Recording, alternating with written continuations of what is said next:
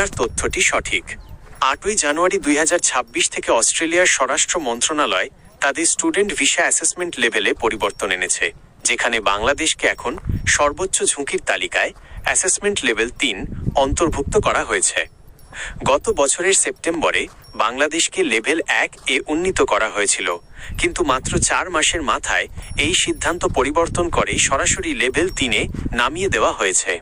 এর মূল কারণ হিসেবে অস্ট্রেলিয়া সরকার ইন্টিগ্রিটি রিস্ক বা নথিপত্র জালিয়াতির আশঙ্কার কথা জানিয়েছে।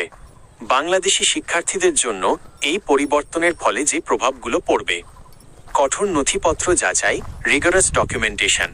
আগে অনেক ক্ষেত্রে আর্থিক সচ্ছলতার প্রমাণ বা আইইএলটিএস স্কোর জমা দেওয়া বাধ্যতামূলক ছিল না যদি বিশ্ববিদ্যালয় লেভেল 1 হতো, কিন্তু এখন আবেদনকারীকে বাধ্যতামূলকভাবে আর্থিক সক্ষমতার প্রমাণ, ব্যাংক স্টেটমেন্ট এবং একাডেমিক সার্টিফিকেটের বিস্তারিত নথিপত্র জমা দিতে হবে।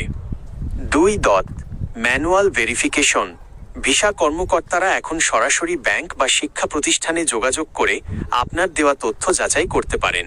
কোনো তথ্যে সামান্য অমিল পাওয়া গেলে সরাসরি ভিসা বাতিলের সম্ভাবনা বেড়ে যাবে। 3. প্রসেসিং সময় বৃদ্ধি। আগে যেখানে ভিসা পেতে 2 থেকে 4 সপ্তাহ সময় লাগত, এখন নিবিড় পর্যালোচনার কারণে এই সময় অনেক বেড়ে যেতে পারে। অনেক ক্ষেত্রে এটি 2 মাস বা তার বেশি সময় নিতে পারে। 4. রিজেকশন রেট বাড়ার ঝুঁকি। যাদের প্রোফাইল দুর্বল বা নথিপত্রে অস্পষ্টতা আছে, তাদের ভিসা পাওয়ার সম্ভাবনা কমে যাবে।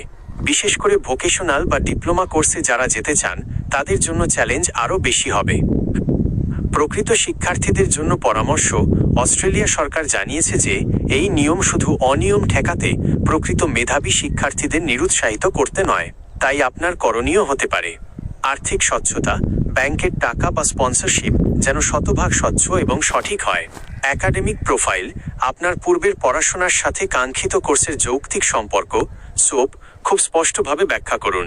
আগেভাগে আবেদন, প্রসেসিং সময় বেড়ে যাওয়ায় সেমিস্টার শুরুর অন্তত 3-4 মাস আগে আবেদন প্রক্রিয়া শুরু করুন। আপনি কি বর্তমানে কোনো নির্দিষ্ট বিশ্ববিদ্যালয়ের অফার লেটার বা ভিসার জন্য অপেক্ষা করছেন?